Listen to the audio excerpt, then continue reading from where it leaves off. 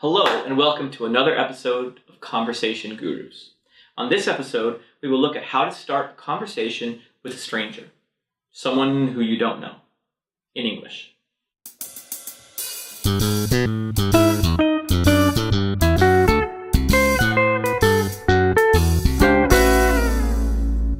Hopefully, by the end of this video, you will be able to start a conversation in English with anyone, anytime. Let's get started. First, let's break a conversation down into 3 parts. 1, starting the conversation. 2, the conversation. And 3, ending the conversation. First, starting the conversation. You'll need to go up to a stranger and start talking to start a conversation. When you go up to a stranger, you don't want to make them feel uncomfortable, so remember to smile. Not like you're crazy, but just a nice, friendly smile. And say, hi, or excuse me, or pardon me. If you are talking to a person in a group of people, remember to address, to greet, to say hello to the whole group of people. Make eye contact with the whole group of people, or at least as many of them are paying attention to you looking at you. If you only talk to one member of the group, it might seem rude or make everyone feel uncomfortable. Also, be aware of your body language. You might want to show with your body language that you are not trying to permanently join their group. You just want to chat. You might want to lean back and show that you are going somewhere or about to leave. You could even say, I can only stay a minute, or I have to get back with my friends, to put them at ease, to make them feel comfortable, that you are not trying to join them for the rest of the night or for a long time. That might feel uncomfortable because they don't know you yet.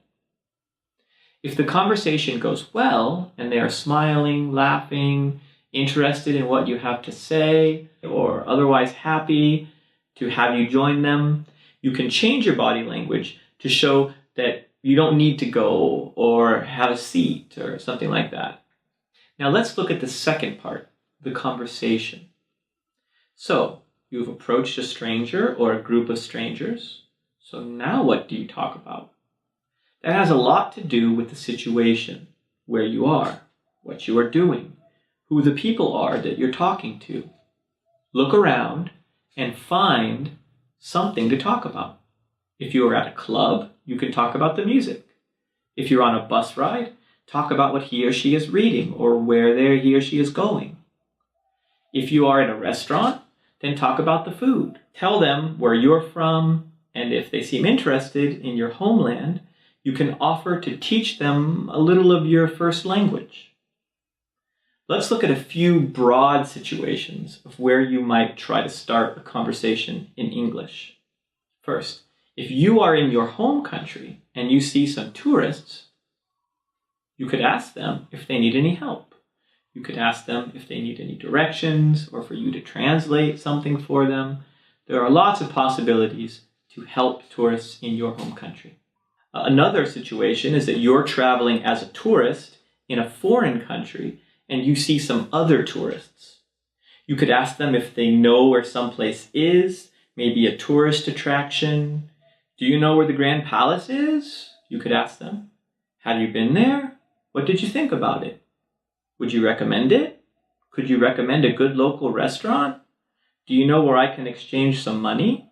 But instead of asking for advice or help, try offering assistance instead.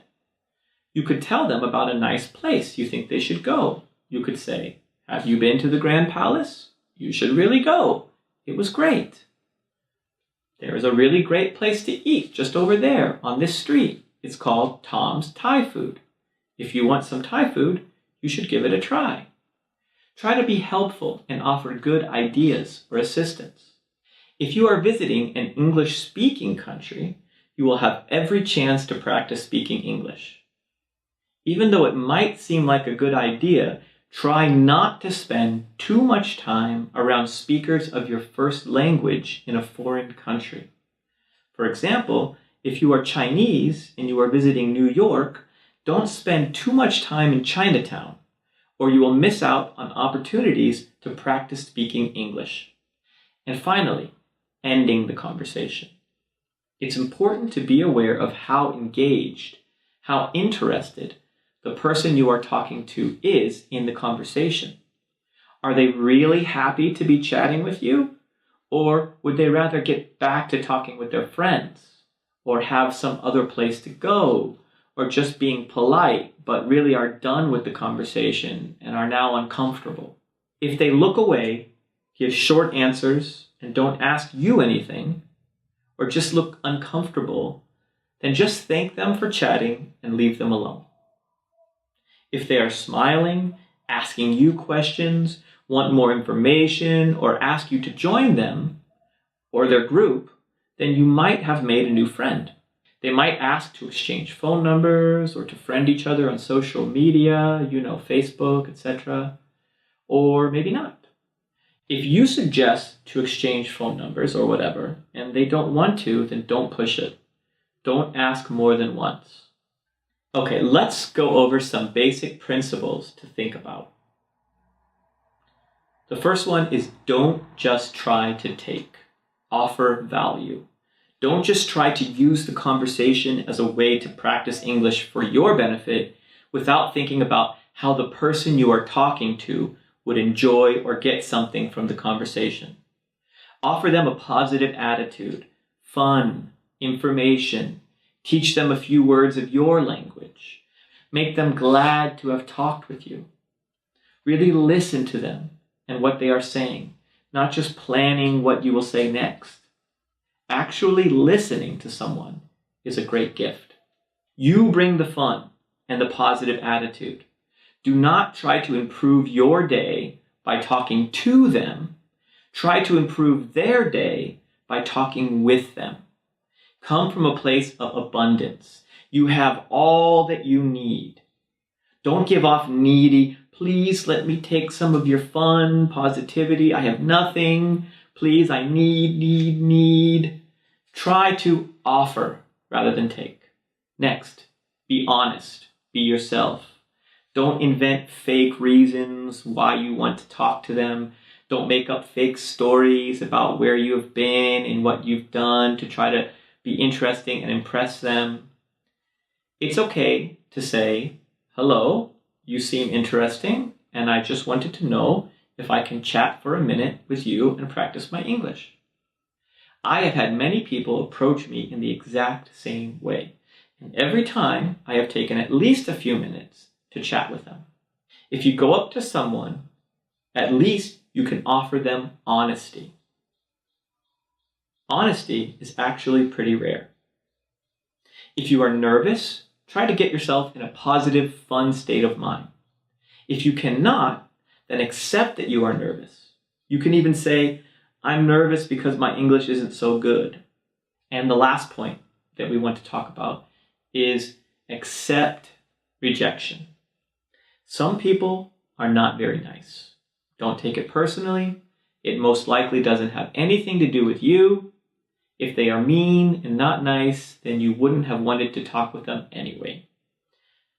Many people are just in a hurry and don't have time to talk.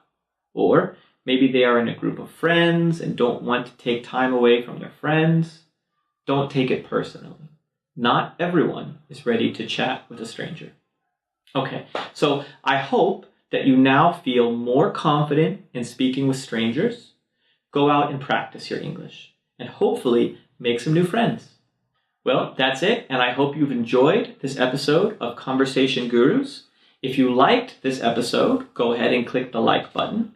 Don't forget to subscribe, and if you would like to support our channel, check out our Patreon page to help us make more videos. As always, go ahead and leave any questions or comments in the description box below, and thank you for watching. See you again.